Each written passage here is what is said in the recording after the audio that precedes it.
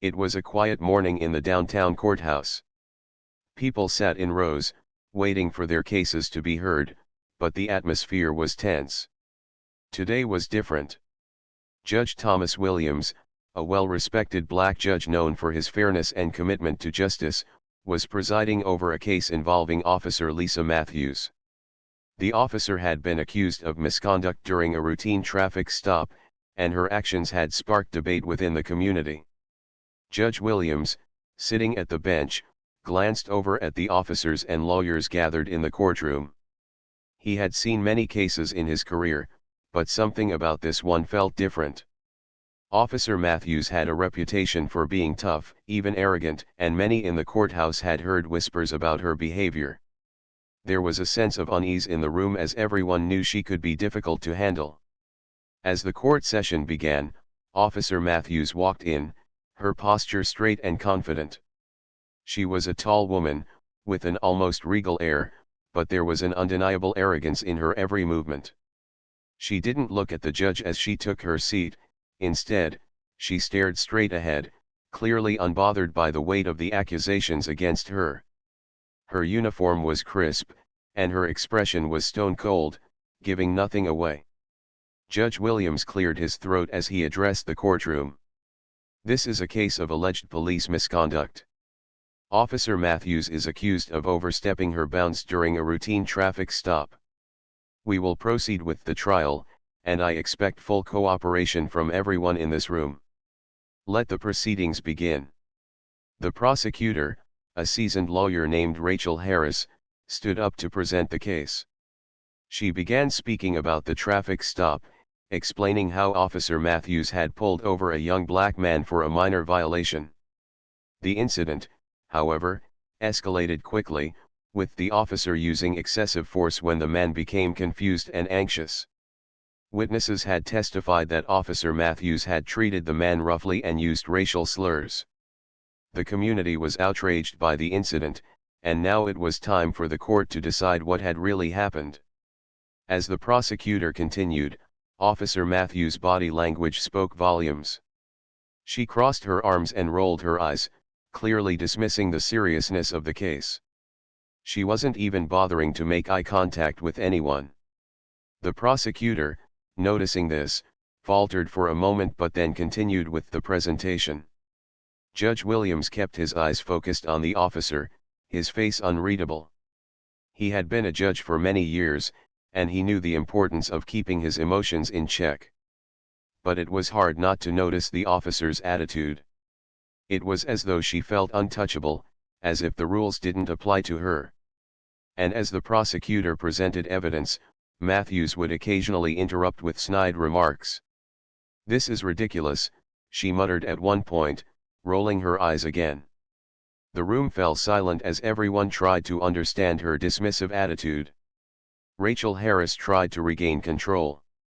"Officer Matthews, I must ask you to refrain from disrupting the proceedings," she said sharply, her voice rising slightly. But Matthews just smirked, unfazed. "I'm just trying to understand what all the fuss is about." "It's just a traffic stop," she replied nonchalantly, her voice dripping with sarcasm. Judge Williams felt a stir of anger rising inside him. He had seen officers with big egos before, but there was something particularly disrespectful about the way Matthews was behaving. She wasn't just dismissing the seriousness of the case, she was also undermining his authority as the judge. "Officer Matthews, I expect you to show respect in this courtroom. Your behavior is inappropriate, and it will not be tolerated," Judge Williams said firmly, his voice steady but commanding. The room fell even quieter as everyone awaited Matthews' response. She finally looked up at the judge, a sly smile forming on her lips. "Oh, I'm sorry, Your Honor. Didn't mean to step on anyone's toes," she said, her tone dripping with mock sincerity. The tension in the courtroom was palpable now. Judge Williams stood tall, his gaze unwavering. "Let's keep this court proceeding professional. We're here to find the truth, and if that's not what you're here for, then I suggest you leave," he said, his voice calm but filled with authority. Matthews didn't respond immediately. Instead, she just shifted in her seat, crossing her legs and leaning back, clearly showing that she wasn't intimidated. "I'm not going anywhere," she muttered, but it was loud enough for everyone in the room to hear. As the case continued, the tension only seemed to grow.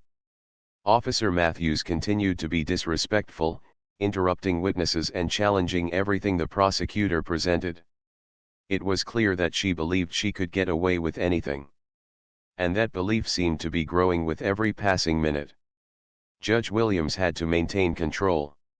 He was used to managing difficult people in his courtroom, but this was different. He wasn't just dealing with a defiant defendant or witness, he was dealing with an officer of the law, someone who held power and authority in the city, and that made it all the more complicated. Matthews wasn't just questioning the case, she was questioning his position as a judge, his ability to maintain order in the courtroom, and that was something he couldn't let slide. At one point, Matthews attempted to speak over a witness, mocking their testimony. "Please," she said loudly, "this is just some guy trying to make a name for himself." The room fell silent, everyone looking at the judge for his reaction. Judge Williams' jaw clenched, but he kept his composure. "Officer Matthews," he said, his voice low but filled with authority, "you will not speak over the witnesses. You will allow them to finish their testimony. This is your final warning." Matthews, however, wasn't fazed. She continued to act as if the whole courtroom was beneath her. She smiled smugly, clearly feeling like she had the upper hand. But something in Judge Williams' gaze told her that she had miscalculated. As the trial moved forward, Judge Williams' patience was starting to wear thin. He had spent his entire career ensuring fairness, and he had worked hard to get to where he was. To have someone undermine him in such a blatant way was not something he could let go. This wasn't just about the case anymore. It was about the principle of respect, authority, and the integrity of the court. At the end of the day, Judge Williams ordered a short recess. As everyone stood and filed out of the room, the tension remained, thick and heavy. The world outside the courthouse felt far away, as if it had been forgotten entirely. Officer Matthews walked out of the room with a smirk still on her face, while the prosecutor and the defense exchanged uneasy glances. The courtroom had just witnessed the first major confrontation, and everyone knew that things were about to get much more intense. The air was thick with anticipation as the trial continued. But what everyone in the room didn't know was that the situation would soon take an unexpected turn. The real test of justice was still to come. The days that followed only seemed to intensify the atmosphere in the courthouse. Officer Lisa Matthews continued to challenge every piece of evidence and every argument presented, much to the frustration of everyone around her. Each morning when the court reconvened, it was as though she made it her mission to push the limits of patience, not just of the judge, but of everyone in the room. Her eyes would dart around, scanning the room with a look of superiority, as if she were waiting for someone to challenge her. But the most unsettling part was the way she carried herself. Even when she was reprimanded by Judge Williams, she would respond with a smug smile, almost daring him to do something more. Judge Williams, however, refused to be swayed. He had been through countless cases, and though Officer Matthews' arrogance was particularly irritating, he was determined to keep his composure. His reputation for fairness and authority had been built over decades, and no one, especially not a single officer, was going to ruin that. It wasn't just the courtroom dynamics that were shifting. Outside, whispers about the trial were growing louder. News outlets began covering the case, and social media erupted with mixed reactions. People in the community debated whether the officer was being unfairly targeted or if she truly deserved to be held accountable for her actions. The conversations ranged from support for the officer, claiming she was simply doing her job, to others who criticized her for exhibiting blatant disrespect and arrogance. The community was divided, but there was one common thread: everyone had their eyes on the courtroom, watching as Judge Williams struggled to maintain control. In one particularly heated moment during the trial, the defense team, representing Officer Matthews, called a key witness to the stand. The witness, a fellow police officer who had been present at the scene, was supposed to testify about the officer's actions during the traffic stop. But when the witness began speaking, Matthews interrupted him with a sarcastic comment. "Please, let's just get to the point," she said loudly, rolling her eyes. "We've all heard this story 100 times already." The courtroom fell silent. The defense attorney, clearly embarrassed by Matthews' behavior, attempted to regain control.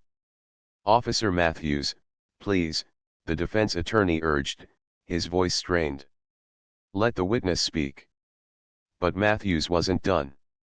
"Oh, I'm sorry. Was I interrupting? I just thought this was getting a little repetitive," she said, her tone dripping with sarcasm. Judge Williams, his patience tested once again, leaned forward. His voice was calm but stern.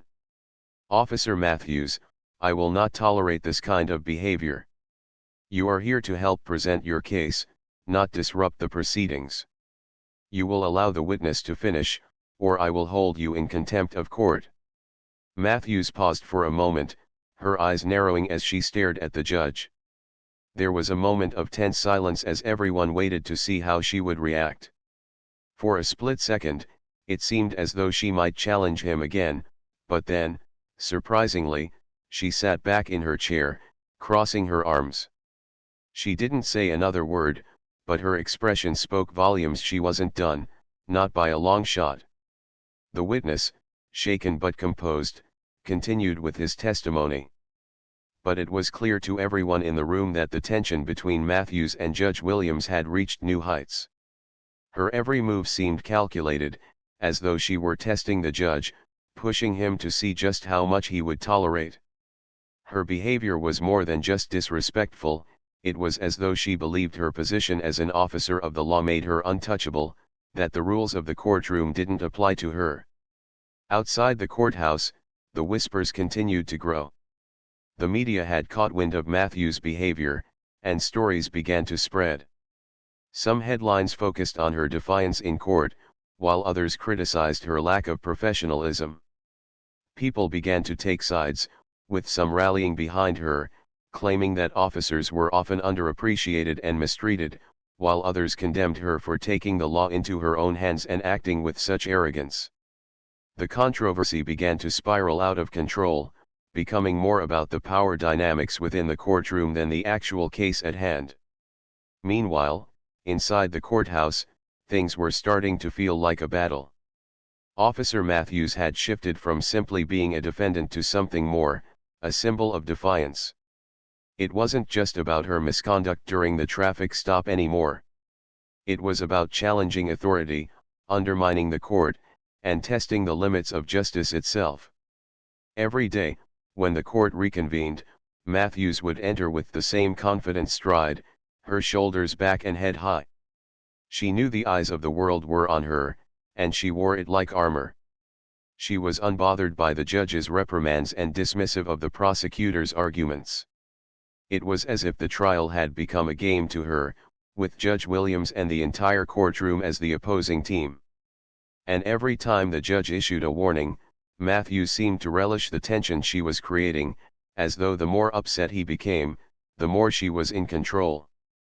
Judge Williams, on the other hand, was beginning to feel the weight of the situation. He had dealt with difficult defendants before, but this was different. Officer Matthews wasn't just resisting the law, she was openly challenging the very foundation of the courtroom's authority. It was as though she was daring him to take action. But Judge Williams wasn't easily intimidated. He had seen cases that tested his patience and his resolve, but this was something more. This wasn't just a case of an officer being accused of misconduct. This was about power, respect, and whether the system could hold those who held power accountable. He knew the implications of this trial would stretch far beyond the courtroom. This case had become a defining moment in his career. Despite the pressure, Judge Williams remained calm. He knew that the more Matthews tried to push him, the more he had to remain composed. If he lost his cool, the entire case could fall apart. He had to be patient, but he also had to make it clear that he would not allow anyone to undermine the court's integrity. As the days wore on, Matthew's behavior didn't improve. In fact, it seemed to get worse. Her dismissive comments became more frequent, and her defiance more obvious. At one point, when a witness was explaining the details of the traffic stop, Matthews interrupted with a loud, mocking laugh. "Oh, please, I can't believe this is what we're wasting time on," she said, rolling her eyes. Judge Williams couldn't take it anymore. His voice rang out, cutting through the tension. "Officer Matthews, that's enough. You will remain silent or face further consequences." His words were firm, and everyone in the room fell into a stunned silence. Matthews paused, but the smirk never left her face. She sat back in her chair, folding her arms across her chest. The courtroom was now on edge, waiting for what would happen next. Would Judge Williams finally take action? Would Officer Matthews continue to test the limits of his patience? The tension was thick, and it was clear that this trial was about to take a major turn. The courtroom was tense, and the atmosphere felt thick with anticipation.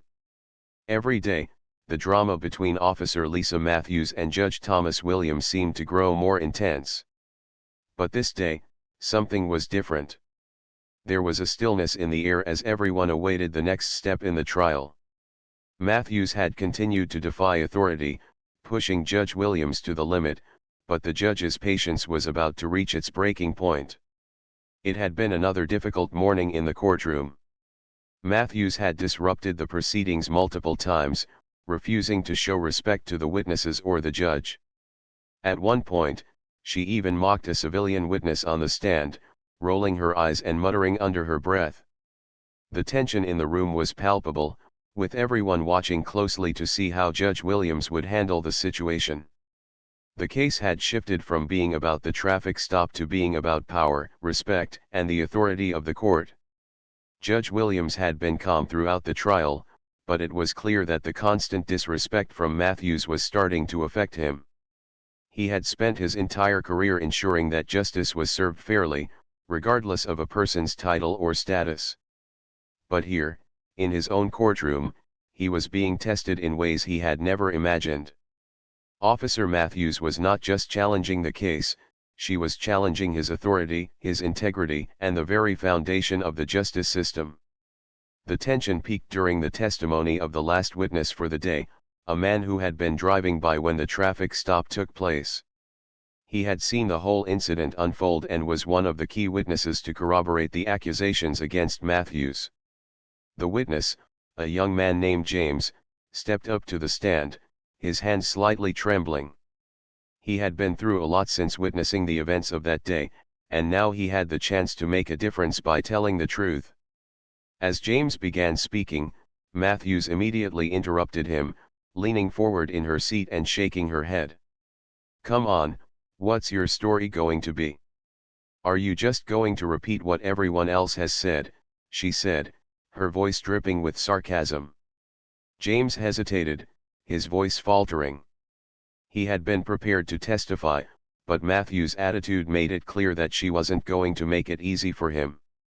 Judge Williams, who had been silently observing the exchange, finally spoke. His voice was low, but it carried weight that commanded attention. "Officer Matthews, this is your final warning. You will not interrupt the witness. You will show respect to everyone in this courtroom, or I will hold you in contempt." The courtroom fell into a heavy silence. For the first time, there was a shift in the dynamic. Matthews had pushed too far, and Judge Williams had made it clear that there was a limit to what he would tolerate. Matthews, who had been so confident in her defiance, finally fell silent. She straightened up in her chair and, for the first time, looked directly at Judge Williams. There was no smug smile, no challenge in her gaze. Instead, she simply stared, perhaps realizing that this was a moment she could not ignore. James, encouraged by the judge's firm stance, began his testimony again. His words came out slowly at first, but they gained strength as he spoke about the events he had witnessed. He described how Officer Matthews had pulled over the young man for a minor violation, but things escalated quickly when the officer became aggressive. Matthews had used physical force unnecessarily and had made racial remarks toward the driver. James explained how he had tried to intervene, but Matthews had threatened him with arrest if he didn't mind his business. The words hung in the air, and the courtroom remained silent as James finished. Judge Williams looked over at Officer Matthews, his eyes unwavering. He could see the unease in her posture now. She had been so confident, so dismissive of the seriousness of the trial, but now, in the face of the truth, there was no more room for her to hide behind her arrogance. The judge leaned forward, his voice steady and composed as he addressed Matthews. Officer Matthews, your actions that day are not only a violation of the law, but they also undermine the very principles of justice that this courtroom is built upon. The witnesses have spoken, and it's clear that you failed to respect the people you are sworn to protect. Matthews shifted in her seat, her face hardening. She opened her mouth to speak, but the judge raised his hand to silence her. No. I've heard enough, he said firmly. I will not allow any more disrespect in this courtroom. The silence that followed was deafening. No one moved. The tension in the room was almost unbearable, and for a long moment, it seemed like time had frozen. The air was thick with the weight of what was unfolding. Judge Williams continued, his voice calm but full of authority. Officer Matthews, you are charged with misconduct, and the evidence is clear. Your actions that day were not those of a professional officer. You used your power to intimidate, disrespect, and harm those who were simply trying to go about their day. This is not something that will be overlooked. The room was in shock. Matthews had expected to continue acting as though she were untouchable, but now she was faced with the harsh reality that her actions had consequences. The judge's words were like a hammer coming down, and the force of them made it clear that he would not let her get away with her behavior. For the first time in the entire trial, Matthews seemed to be at a loss for words. Her shoulders slumped, and she shifted uncomfortably in her chair. The cocky attitude that had once defined her was gone, replaced by the reality of what was happening. She had underestimated Judge Williams, and now it was too late to change the course of the trial. Judge Williams turned to the rest of the courtroom. This is a turning point in this case, he said. This trial is not just about one officer's actions. It is about accountability, respect, and ensuring that those who hold power understand the weight of their responsibility. He looked back at Matthews, his gaze steady. Your behavior has been unacceptable. The verdict will reflect that. As the judge called for a recess, the room remained still. The shift in power had been unmistakable. Matthews had thought she could control the situation, but now it was clear that the courtroom was under the authority of Judge Williams. The tables had turned. Officer Matthews had lost her defiance, and now, she would have to face the consequences of her actions. Everyone in the courtroom knew that the verdict was coming, but no one could predict how far Judge Williams would go to ensure that justice was served. The room was filled with uncertainty, but one thing was clear: this trial was no longer about a simple traffic stop. It was about the power of respect and the importance of upholding the law. The real test of justice was just beginning. The courtroom was quiet as Judge Thomas Williams called everyone back to session. The long recess had given the room time to absorb the events of the morning, but the tension was still palpable. Officer Lisa Matthews sat in her seat, her back straight, her eyes focused forward. She hadn't spoken much after the judge's strong words, but it was clear that something had changed in her. For the first time, she seemed to understand the seriousness of the situation. Her usual defiance had been replaced by a heavy silence. The gallery was filled with spectators, reporters, and lawyers. Some were watching in awe, waiting to see what decision Judge Williams would make after the powerful testimony and Matthews' ongoing disrespect. Others, however, had already formed opinions about what should happen next. The trial had gained so much attention that it had become more than just a local issue, it was a symbol of how the justice system handled cases of police misconduct and the power dynamics at play. People across the country were following the case, and the outcome would have far-reaching consequences. Judge Williams, ever the picture of calm, had spent the break carefully reviewing all the evidence and weighing the options. He knew that his ruling would not only affect Officer Matthews but also send a message about accountability and the importance of respect for the law. The truth had been laid bare for everyone to see, and now it was time for the judge to decide how far that truth would go in shaping the final verdict. He stood up from his seat, his robe swishing around him, and turned toward Officer Matthews. For the first time, she didn't meet his eyes. Instead, she looked down at the table in front of her, her hands clasped tightly together. It was as if she had finally realized that there was no way out of this.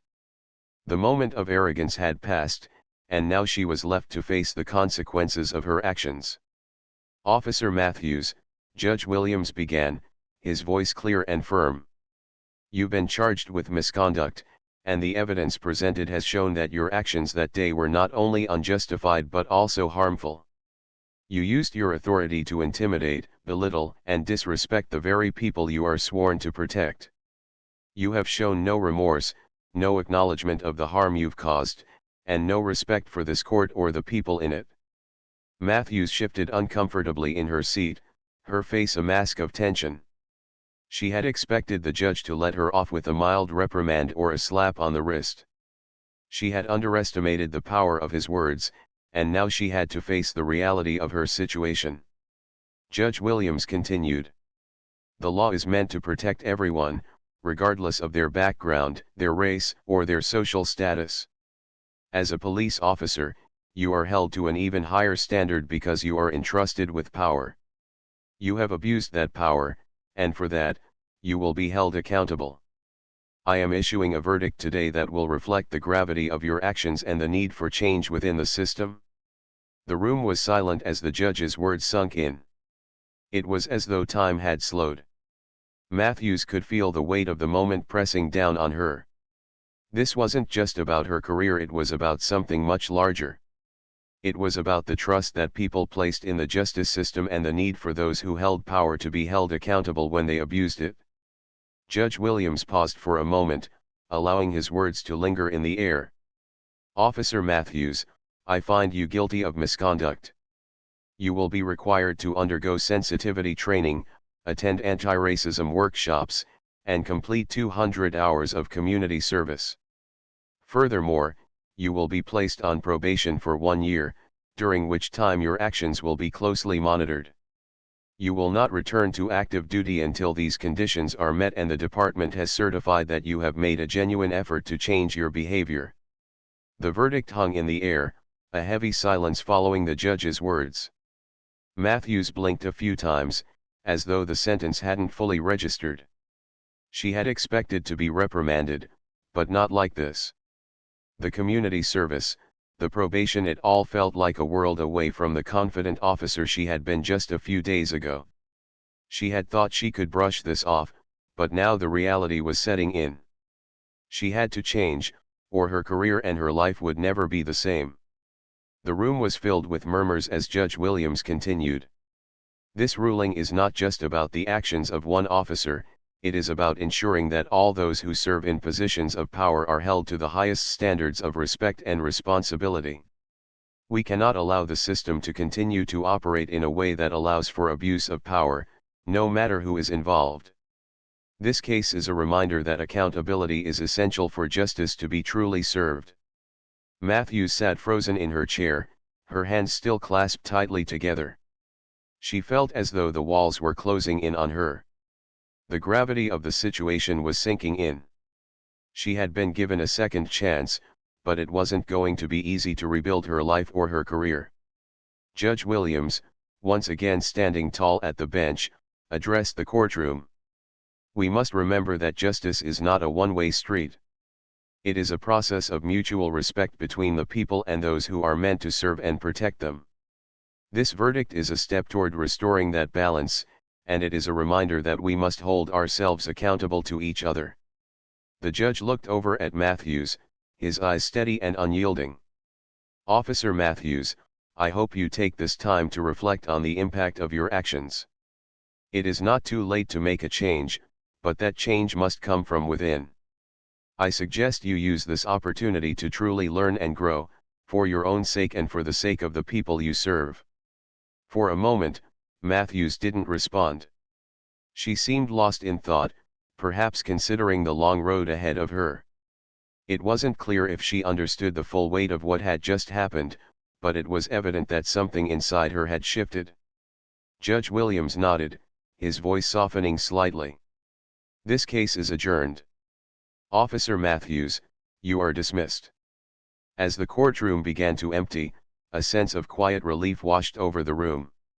The trial was over, but the work was just beginning. The verdict had been delivered, and the message was clear: justice would be served, no matter who was in the wrong.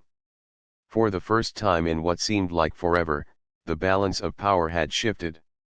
Matthews would have to live with the consequences of her actions, and the community would watch closely to see if she could redeem herself.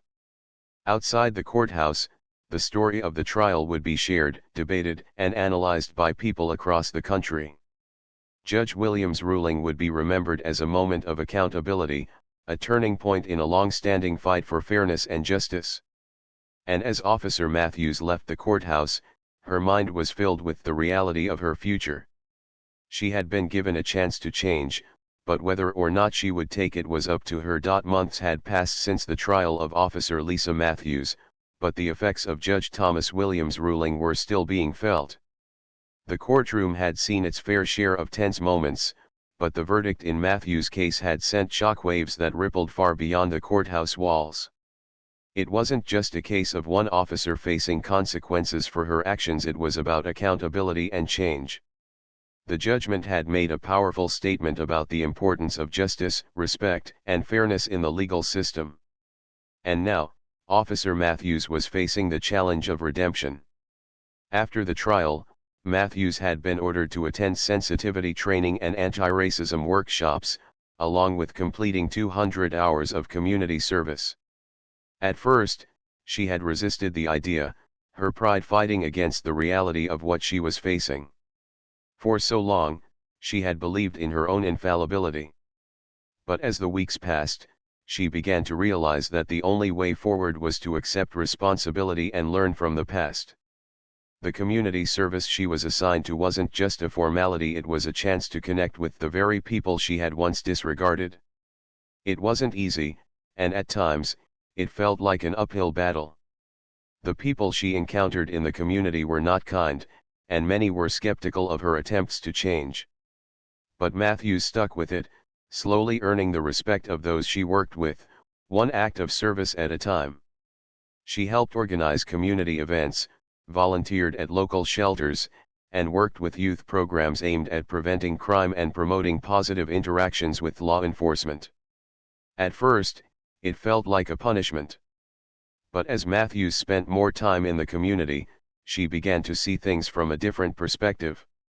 The anger and resentment she had seen in the eyes of the people during the trial were real, but they were also rooted in a sense of injustice. They were tired of seeing the system fail them, tired of feeling like their voices didn't matter. Matthews had once been blind to this, but now, she began to understand the deep wounds that ran through the community. Her work wasn't just about checking off hours, it was about healing, about rebuilding trust. In the meantime, the police department had launched its own internal investigation into Matthews' conduct. The pressure from the public and the media had forced them to take action. Matthews was placed on administrative leave while the department reviewed her case. The department had been under scrutiny for weeks, and they knew that their handling of the situation would send a message to the public about whether they would stand for justice or turn a blind eye to misconduct. At first, the investigation was a source of anxiety for Matthews. She had already been humiliated in court, and the prospect of further disciplinary action made her dread what lay ahead. But she knew now that there was no way to run from the truth. She had to face the consequences of her actions, no matter how difficult. When the internal review finally came through, the department decided to reinstate her, but with strict conditions. Matthews would not return to active duty until she had completed her training and demonstrated real progress in her rehabilitation. It wasn't just a second chance, it was a lifeline, one that Matthews had to take seriously. She had the opportunity to change, to prove that she could be better than the officer who had walked into the courtroom months ago, arrogant and unrepentant. The road ahead was far from easy, but it was a road that led toward redemption. As the months went on, Matthews continued her training. She attended workshops on racial sensitivity, learning from experts and listening to people who had been affected by law enforcement misconduct. The training was uncomfortable, but it was necessary. Matthews had to face the uncomfortable truth about the role that race and privilege played in her actions. It wasn't easy to confront, but it was the only way she could move forward. Judge Williams, meanwhile, had watched the progress from a distance. He had seen many officers like Matthews come and go throughout his career, but few had taken the path of accountability so seriously. He had heard about the community service she was involved in and the way she had begun to connect with the people she once dismissed. He was encouraged, but he knew that true change came from within. He wasn't ready to give her a free pass just yet. The real test would be whether she could prove herself not just in the eyes of the law but in the eyes of the people she served. One day, Matthews was invited to speak at a community event. It was a chance for her to address the people who had once viewed her with distrust and contempt. The event was organized by a local advocacy group, and Matthews knew that it would be a difficult crowd to win over. But she also knew that it was an opportunity she couldn't waste. Standing in front of a crowd of people, many of whom had seen her in court, Matthews felt the weight of their gazes upon her. She could feel the tension in the air, but she stood tall, determined to speak her truth. "I know that I've hurt this community," she began, her voice steady but filled with emotion.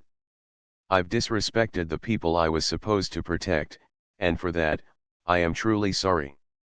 I've learned so much over the past few months. I've learned about my own biases, about how my actions have hurt people, and how I've used my position to dismiss others. But I'm here today because I want to change. I want to earn your trust back, one step at a time." The crowd was silent, and Matthews held her breath, unsure of what kind of response she would get. But then, slowly, a few people began to clap. One by one, others joined in, and soon, the room was filled with applause. It wasn't an immediate forgiveness, but it was a start. Matthews had shown vulnerability and accountability, and in that moment, she knew she was on the right path.